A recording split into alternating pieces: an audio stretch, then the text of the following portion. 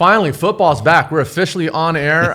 Let's get to it. CDM at Downey, the defending CIF champions. That was a game I was at. Early on, CDM was down 7-0 after a fumble, but they'd come roaring back. Caleb Annett to Weir down the middle. Wouldn't quite get in the end zone, but that's okay because a few plays later, we're going to see a lot of that this year. Caleb Annett to Russell Weir. One of the Twin Towers, Zach Giuliano. He's going to kind of dive in the line, hide, and there he is. Oh, that's a nice roll out there by Annett. How do you lose a guy that tall, by the way? Wow. But anyway, CDM would tie it up off the touchdown to the delight of the CDM fans. Later in the game, again, they're down again. Downey would keep it tough. Play action. Oh, nice little slant there by Weir. Yeah, you're going to be hearing those two names called quite a bit this year. That would tie it up 14-14 right before half.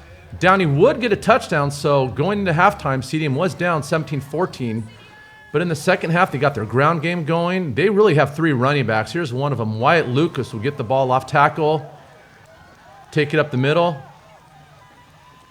Oh, nice cut back there. Get a couple extra yards. Get a big gain. And then the second part of their 1-2 punch of the ground game is Owen Sanders. Remember his older brother? Oh, yeah. We had him in the studio a couple years ago, Evan. Anyway, same number 22 would go off left tackle. Little draw play. Get outside. Oh, up the sideline. Finish it. Now, it would be called back on a penalty, but that's okay because they would recover. They'd be in CDM. And then the net to the other Twin Tower, Sebastian Boydell.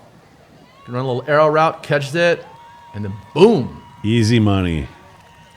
Rolls over two defenders, and now they've got the lead in the fourth. That was actually the first drive of the second half, so they ate up about half the quarter, a 6-minute drive. So nice job by the coaches doing halftime adjustments. So now it's the fourth quarter.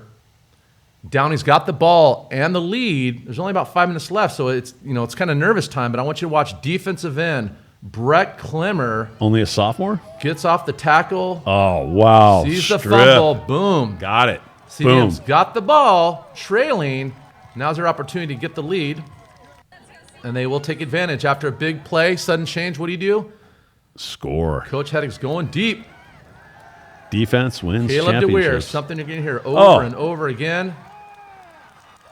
Ran right past him. Gets him down to first and goal territory. And then from there, Owen Sanders again. Sanders. Up the middle. Look at the second effort, third effort, taking defenders with them.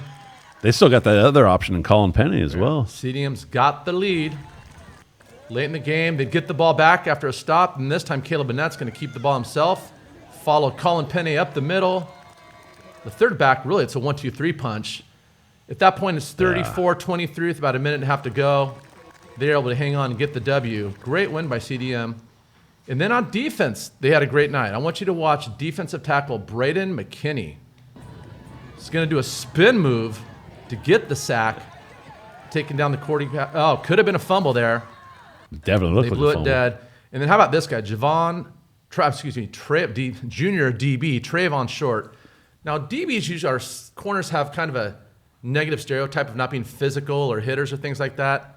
But just look at his alignment right there. That looks like a guy who's ready to pounce on a. Well, on I'm telling you, here. Trayvon has no problem mixing it up. Boom. Oh, boom, Trayvon. Reads the pitch, brings it all, and knocks him out. So after the game, bringing the boom. We had an opportunity to catch up with Coach Heddick. Murph, can you pull up the volume just a little bit, and let's see what Coach Heddick had to say. All right, Sunset Rewind here with Coach Heddick. Coach, first of all, congratulations. Your first win as a varsity head coach. I guess my first question is, how different has the process been being an OC, going to head coach in the offseason, game week, and even game night? Yeah, it's different, man. I was kind of trying to get my head together before going, wait, we got to call a football game, and we got to get all the other stuff, make sure everything's on time. It's different. It's fun, though. It's fun as heck. So you play your first game on the road. Game one games can always be tricky. The defenders have chance. They gave you everything they had. What was the key to this game in your mind to get it turned around and get that second half win? You know, it was our kids. It was our kids' toughness. We knew they were going to give us their best shot at some point. They're a super proud program, super well coached, big offensive line. Their quarterback was moving all over the place. Our kids had a lot of chances to quit tonight, and they didn't, and they're not going to. And that's like I'm really proud of this group of young men. They didn't stop, and they had a lot of opportunities too. And who kind of stepped up in your mind and really showed you something tonight that, like, okay, going forward? Everybody. Our DBs played great, kind of holding it in with the quarterback running all over the place. Christian Brooks and Colin Penny running around. Brett Klemmer, he's got a huge left tackle over, huge tackle over him, flying around. Caleb played extremely well tonight. Our backs all ran really hard, including Penne at the end of the game. And our receivers did their job. And up front, we have a young offensive line, and they battled all night. They played above their years tonight and above their weight as well. So last question, as a head coach, how long do you get to enjoy this before you start getting ready for next week's game? We got about 3 hours, and we got to get to work. So yeah. Well, best of luck next week. We really appreciate you taking the time to talk to us. All right, man. Appreciate you. That was a great last question. Yeah, so I was just going to say, Coach Heddig's already in the office right now, planning for next week. Oh, 100%. I mean, they get to enjoy it. I would say as long as it takes the bus to get back to the locker room, and then it's on to the next game, which is going to be Cyprus. We'll talk about that a little bit more in the That's a fan zone. massive win, not only getting your first win of the season, but they beat a defending CIF champion.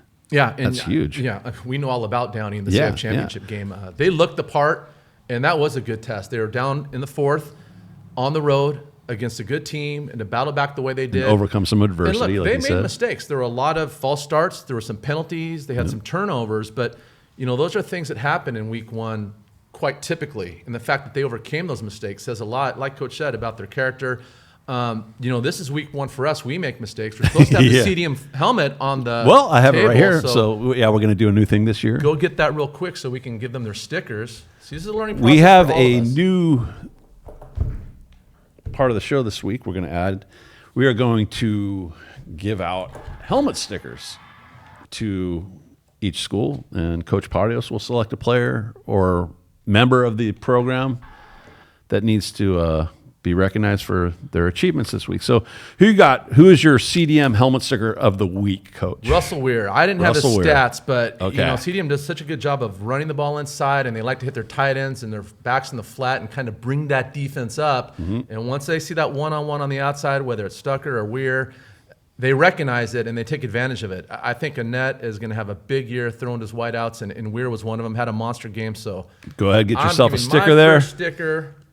And of course, you order the ones that are impossible to take off. We're gonna put these I on want the them to front of stick on the bag. helmets. All right, everyone, right here. Russell Weir, good job. Here's your Good. sticker of the So week. my first helmet sticker of the year for CDM, I'm going to go with Coach Kevin Heddig. Coach, congratulations on your first victory as a head coach. I know there'll be many more to come. So you get my Sunset Rewind helmet sticker of the week award. Congratulations, Coach. Coach, come on down to the studio and we'll buy you a Pepsi over at the Goose. Right? You've earned it. Oh, the magazine is out. You want to hold that up real quick? Magazine is out. We feature all the players, Here all we the go. teams. You can buy these at the game. And again, this is the last year for all the leagues in Southern California. quality. So Good articles. It's all a good color. souvenir. I mean, great stuff. In addition to the magazine, though, if you haven't already done so, please remember to hit the subscribe button on your screen there if you're watching on YouTube. Be sure to follow us on X, which is formerly known as Twitter, as we all know. Our handle there is @sunset_rewind. Or on Instagram, where our handle also is sunset_rewind. Our talented reporter, Taryn Rodriguez, is always busy posting updates, so make sure you follow him on social media. Please also go to our website, sunsetrewind.com, where you'll find all the latest information on all things Sunset League football. I'd like to thank Taryn Rodriguez, Cole Menzinger, Eric Ramos, and Murphy Cargis for all their support, and JP West Media for your contributions to the show as well. And be sure you buy the magazine. We'll check in with you next week. Let's go Sunset League. let's go. Take care and God bless.